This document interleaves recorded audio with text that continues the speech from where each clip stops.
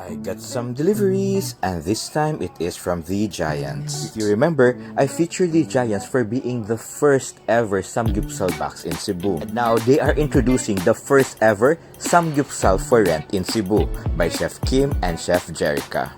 So try to imagine you don't have to go out, dili na ka dapat mulinya, and for you to be safe, you can party at home and have your samgyupsal with your friends and family. Therefore, they will let you borrow a butane gas stove, plus the gas of course, and the grill pan, and you just have to return it the next day. What I have here is the set good for 10 people. So this will include a 1.5 kilograms of imported pork, plus 1,000 grams of bulgogi, Ssamjang sauce, and the lettuce. And it comes also with 750 grams of kimchi and 11 side dishes at 250 ml, such as you have your pickled onions, Gamja Jorim or the marble potato, the pickled radish, cheese corn, green chili and garlic, the Gamja Jorim or the braised tofu, the fish cake, kimchi pancake, pickled cucumber, green onion salad, and the marinated egg.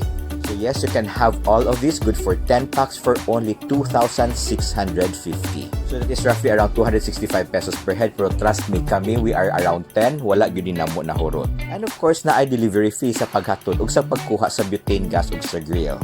And honestly, when nag-arrange na sa jud ko ani ang taking this video, happy jud kaayo ko nga secured kaayo mi nga narami sa balay sa ako ang friend, and we will be enjoying all of this for a very affordable price. Less the hassle, and of course, pwede ra gid mi magsamgyupsal all throughout the night. As of the moment, naa gid sila promo nga naay free grill pan for every package nga imuhang i-avail. So this will be yours na after nimo gamiton. And guys, they have a lot of packages. Nasa sila package na good for 4, good for 7, good for 12. They even had good for 20 to 22. And they have packages also nga nag-include na sad og shabu-shabu. Yes guys, the good for 20 to 22 packs nga na shabu-shabu would be around 5,200. So yun ana ra sa jud ka affordable. And while grilling the meat, let's have the side dish first. I know guys, kibaw ko isulod siya sa samgyupsal, but I really don't know. Ganahan siya ko lanlanon kaayo ni ang mga dahon daan, even though bisag wala pay sauce. Wala lang, para healthy. And ang give ka kudos sa ilahang potatoes kay lami gyud kaayo, in which amo gali gyud siyang giilugan, and the tofu too. Or actually ang tanang side dish lami gyud kaayo. Gipost gyud akong video bro, actually kay ganahan ko muka og una sa tanan. Damn, I so miss this feeling na kana magluto-luto ka, take your time, mag-express imong friend. Ano sa advantage no if ever you can do it in your homes, kay pwede ra gyud mo open air og dili jud kay init kaayo og dili kay mo manimaho.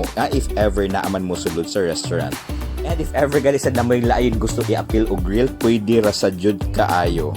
And so for that, we're naghumot o naa namang giluto gyud. So let's try to make a kanang murag samgyupsal gyud with the lettuce and the meat and plus the kimchi ug uban pang side dish na inyong gusto. But actually guys, diba, I am so patay gutom. Kapuyan mo kung yun na mas ganahan kumukaon sa meat alone, why not, diba? Mas dali pa din, side dish on the side. So yeah, that's it. Di pa ya sa bata, oy. Nara, waiting for more sunog, and that's it. So anyway guys, that's it. If ever you want to order, just do message The Giants in Facebook. And always remember to eat in proper proportions and to brush your teeth after eating. And lastly, to follow me in all my social media accounts, and let us continue to stay safe, stay healthy, and just keep smiling. Bye-bye!